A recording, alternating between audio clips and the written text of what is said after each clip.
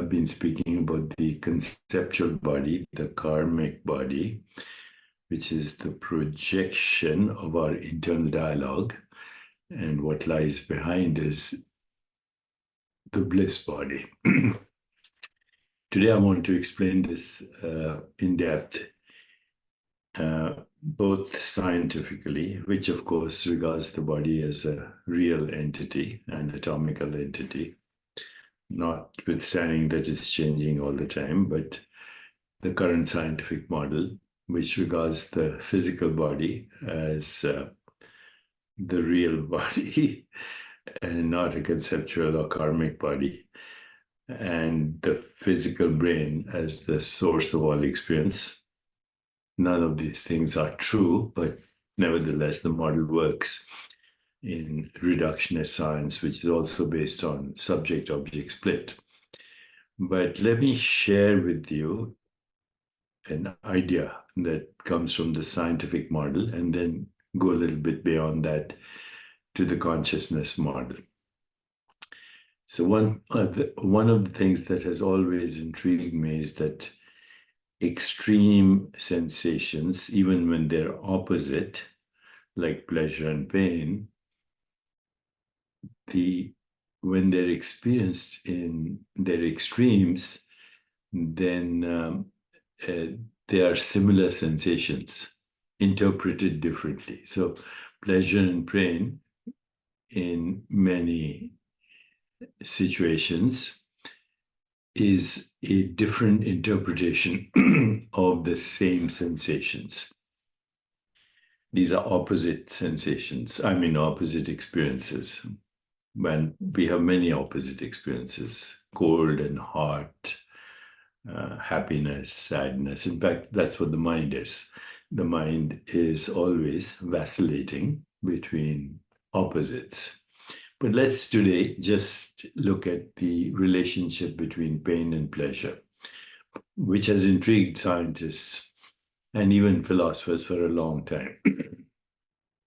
Emerging research suggests that these seemingly opposite experiences may share more commonalities than previously thought, particularly how they are processed by the brain as a physical object, which it is not, but nevertheless, that's how science is.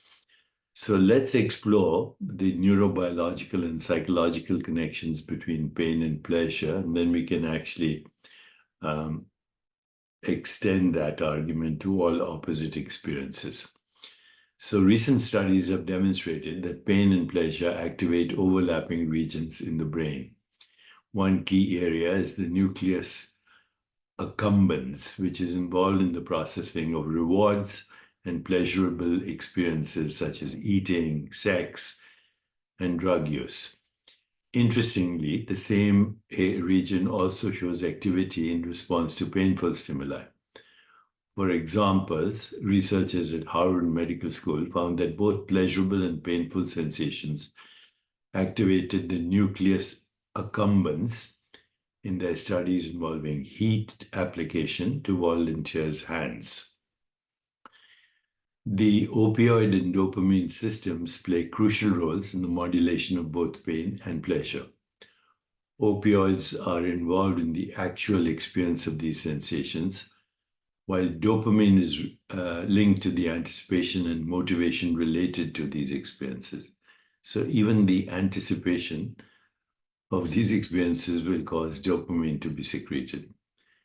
The interaction between these neurotransmitter systems helps explain why pain and pleasure can sometimes be experienced simultaneously, or one can influence the perception of the other.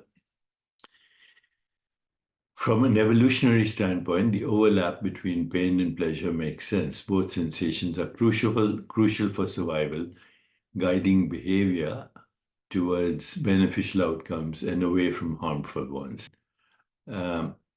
The ability to experience pleasure from pain relief, for example, can reinforce behaviors that avoid injury or promote healing. And the dual system allows for many efficient ways to process and respond to the environmental stimuli, which are always also between opposites, enhancing survival chances. Psychologically, pain and pleasure can be seen part of a continuum rather than distinct categories. This perspective is supported by the opponent process theory, which posits that our minds seek balance or homeostasis. Positive experiences are often followed by negative feelings and vice versa, creating a dynamic interplay between pain and pleasure. And this theory helps explain why certain painful experiences, such as intense exercise or spicy food, can be perceived as pleasure due to the relief or satisfaction that follows. Understanding the shared pathways of pain and pleasure has significant implications for treating chronic pain and other conditions. By targeting the specific brain circuits involved in these sensations, new treatments can be developed that more efficiently alleviate pain without the adverse side effects of traditional painkillers. Functional brain imaging techniques are already being used to objectively measure pain, paving the way for more personalized and effective treatments. Okay, so that's so much for the science. But our life in general is the play of opposites: pain and pleasure, sadness and happiness, joy and sorrow, up and down, hot and cold.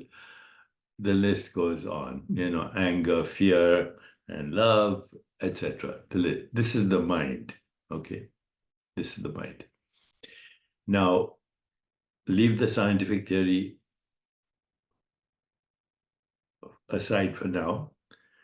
This body, which we call the physical body, and the physical models are now supporting that the physical body, if you experience it as awareness, then that's what you'll experience: opposites. The mind projecting the body. Actually, in yogic traditions, it's the mind, intellect, and ego projecting the body.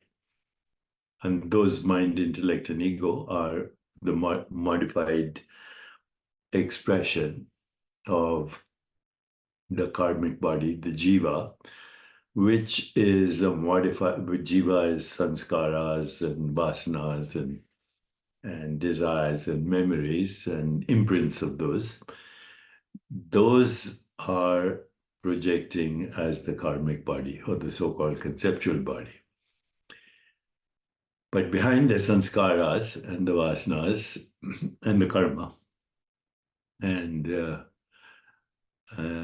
mind and the intellect and ego, behind that is Atman and Brahman, the bliss body, Satchitananda, Tattvamasi, Aham Brahmasmi.